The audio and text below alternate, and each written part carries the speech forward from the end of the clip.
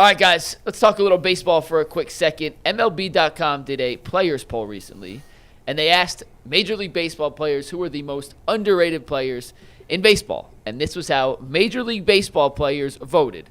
The top 5, number 5, Kyle Tucker. Number 4, Jarren Duran. Number 3, Christian Walker. Number 2, Lawrence Butler. And number 1, the most underrated player in the game, Cleveland's Jose Ramirez. Maybe it's because we're so involved with Cleveland sports, and this is no slight against Jose, but is he still considered underrated? Is he still underrated for how good he truly is? Yes, because they ain't got nobody else. Well, I say yes because when he hits the big stage, what does he do? That's another thing. So when a player has the exclusive window, that's how he's building his reputation nationally. We watch him every day. We know that he's the best base runner, the best hitter, the best everything. He does everything better than anyone else on this team, except for pitch. And we see that day in and day out. And that's who he really is. And the guys that play against him see that every single day. But the reason he doesn't get that national hype is because his team is often on the big stage in October and just call up his postseason stats. Look no further than what he did last year. Last year's Yankee series was well watched because the Yankees were involved. And I have friends that are Yankee fans sending me texts saying, before he hit in a big spot, I had a buddy send me a text and said, here's a strikeout. Because that's what he kind of turned into on the big stage. And I hate it for Jose because that's not a fair representation of who he is. But that's how the national baseball fan builds their reputation of a guy that they only see in October. And plus, they tell me, look, I gauge how good you is by the way your team navigates around you. Like, the great teams, they're like, oh, listen, I got Aaron Judge. We about to get everybody. We about to make sure Aaron Judge shine. We're going to make sure that we're going to get so-and-so at the top of the rotation. We're going to get people behind. Like, for them, to me, like Jose Ramirez, like, I feel like they just leave him hanging out to dry, man. Like, they leave him like, you know, he's the best player on the team. Obviously, he's a haven't given him any help. They ain't giving him no help. They ain't got no. And now, I'm going to ask you, our baseball guys, why would I ever pitch to Jose Ramirez today? He wouldn't see nothing from me. I wouldn't either. He would not see a strike from me. He see off-speed pitches out the outer third of the plate. If you want to walk, go ahead, walk. I'm not giving Jose nothing to hit. Well, especially if you move him to the 2-hole. 42 career playoff games, 239 average, 4 home runs. That's it. There you go. Just looked it up. That's why. What jumps out to me about that list, Jose's been in the league he's been a regular for 9 years. Right. Everybody else on the list, Lawrence Butler was a rookie last year. Christian Walker, I don't know how many years he's been around, but not that many. No. Jarren Duran had a breakout 2 years ago. Kyle Tucker's been around for probably 5 or 6 years.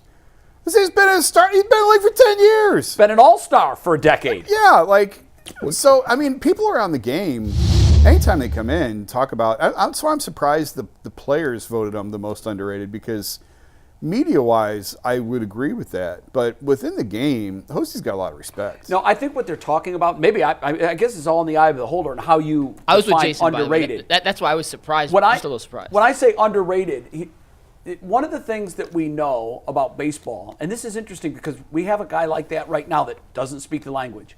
Shohei Ohtani, I thought there were going to be major barriers to him becoming the face of the game. Yeah. But they've overcome them. He's the face of the game. He's doing a ton of endorsements. He doesn't say anything. Jose doesn't speak the language comfortably enough to do it on camera. So that's part of why he's underrated. We never hear him. We don't know what his voice sounds like. He wants to be left alone. And he does not have a superstar's mentality. Witness his leaving $100 million on the table to play here instead of Toronto. Now, Toronto also would not have put him in that echelon because that happens in New York and it happens in Los Angeles. Yeah.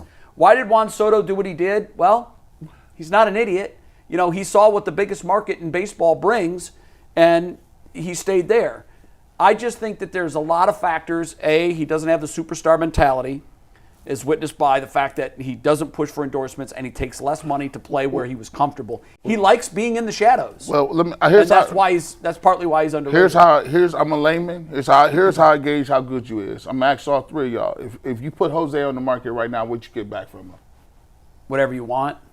What do you get back for him? It's a team-friendly contract, and it's got control. In terms of a haul, because y'all like hauls. I mean, in terms of that, can you say I could get a top 5 prospect back? I can get me a top flight pitcher and another pitcher that could be. What can I get for him? I might be nuts here. You're going to get 5 pieces, and I mean legitimate prospects. You're going to raid someone's farm system. How much you think? Am I wrong? Because it's a team-friendly contract. Compare his contract to the other big ones in the game. How old is he? And he has control. He's not young. He's got a 31, maybe. 31. That's just a guess. I don't know. I don't know what his birthday is. He is 31. Okay. Last year was his age 31 season. But it's a team-friendly contract, and they have control. Yeah, I mean, you'd get a lot for him. Jay's right, but I'd like Garrett Crochet last year. He's a pitcher. The White Sox from the Red Sox got one elite premium prospect in a catcher, Kyle Teal, and then I think they got 3 or 4 other prospects to go with it. Jose being a little bit older, pitchers still drive the highest commodity or the highest price, even though they're always going to wind up with Tommy John surgery within 3 years, like they all are at the rate we're going. I think Jose would get you a top 3 prospect back from somebody like it all goes by top 100. You could get a probably top 20 prospect for him. So that would be like a top 3 or 5 guy from one system, and then maybe say the number 2 prospect, the number 5 prospect, and then like 11 and 13. What's his? Do you know the that. details of his contract off the top of your head? In terms of how much he's making, average salary. To me, I think it was around $25 million. But yeah, I could be wrong. I think that's about right. And now he's a premier player. We all agree on that, right? Look what Soto just got. Oh, I know. Now I know he's much younger. Yeah. And there's a lot more upside to him. But when you start doing the math on the contracts, these guys are getting ballpark, and 80 million? I'm not advocating average out to $80 million. I'm not advocating trading him, but I'm not saying that. I know what you're saying. What I'm saying is, it just seems like the Guardians. This is counter to what they would do. I haven't seen any this is a counter move. Yeah, but you know what? They've got attendance inertia, which is rare, and if they were to do that.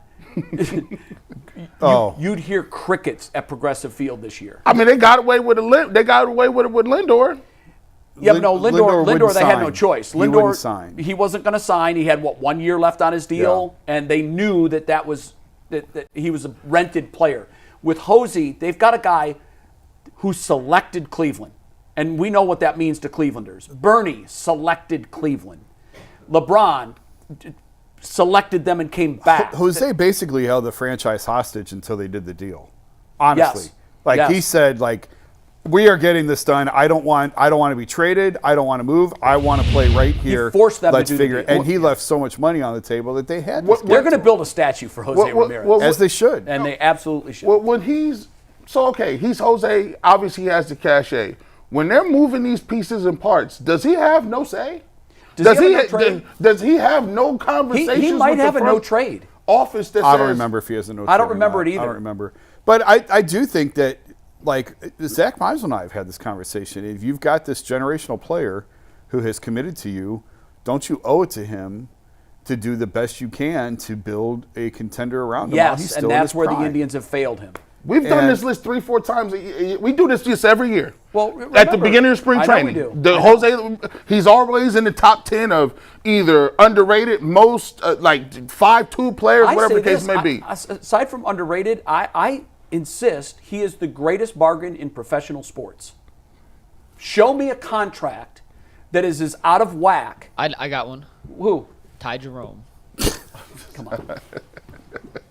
He's not the team's MVP. Right. Just saying he's making league minimum. You know what he is? And could be a 6th man of the year. He's a nice piece. But I agree. He's Jose a nice piece. is a better deal. If you're looking for the biggest bargain in professional sports, look no further than Jose Ramirez. I'd be like, listen. What you pay and what you get. You got to take rookie contracts out. Yeah, of course, because those are structured. But this is a team decided that's what they were going to pay him, and this player decided that's what I'm going to take. I'm like, man. It was so out of whack. Remember when his agent actually came out and said, look, this isn't on me. Yeah. Jose said, I want to stay in Cleveland. Yeah. Because everybody was saying, who's this guy's agent? He's an idiot.